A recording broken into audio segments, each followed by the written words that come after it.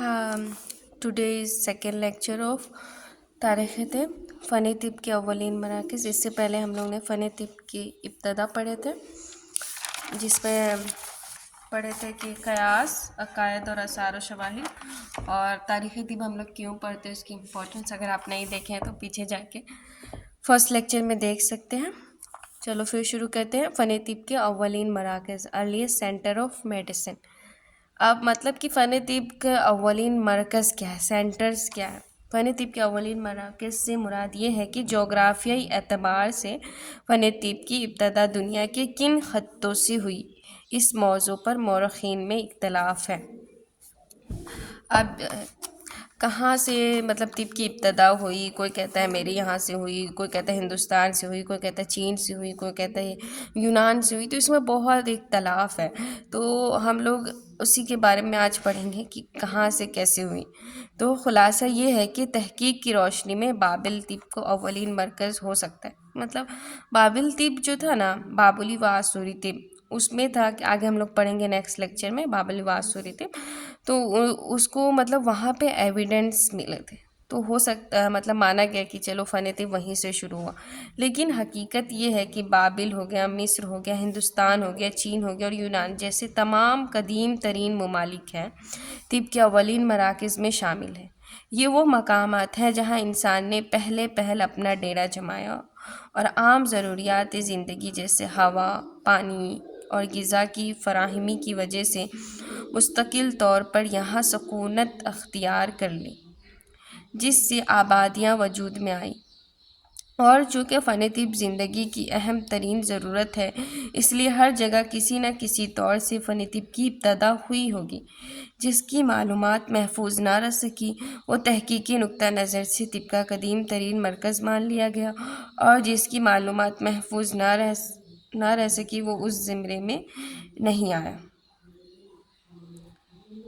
जिसमें क्या है, हाँ, जिसकी मालूमात महफूज रह गई उसको तहकीकी नुक्ता नज़र से तिब का कदीम तरीन मरकज़ मान लिया गया, और जिसकी मालूमात नहीं रही, जैसे मैंने पहले भी बताया था कि अगर आपके पास एविडेंस रह गया तो मतलब आपके पास से तिब की इब्तदा हुई होगी, आपके पास तिब का अव्वलीन सेंटर माना जाएगा। और जिसके पास महफूज ना रह सकी, हर वहाँ पुराने लोगों को इतना वो आइडिया नहीं रहता था कि लिख कर या पत्थरों पे लिख के ऐसे रख दे। तो कुछ लोगों ने ये काम किए, महफूज किया कि आगे के लोगों तक पहुँचे, तो उनके पास एविडेंस रहे, तो उनको मान लिया गया कि आपके यहाँ से पहले शुरू हुआ। जैसे बाबुली व आसूरी तिब में बहुत सारे एविडेंस हम लोग को मिले, तो इससे माना जाता है कि फ़न तिब की इब्तदा के अव्वलीन मराकज़ वहाँ है।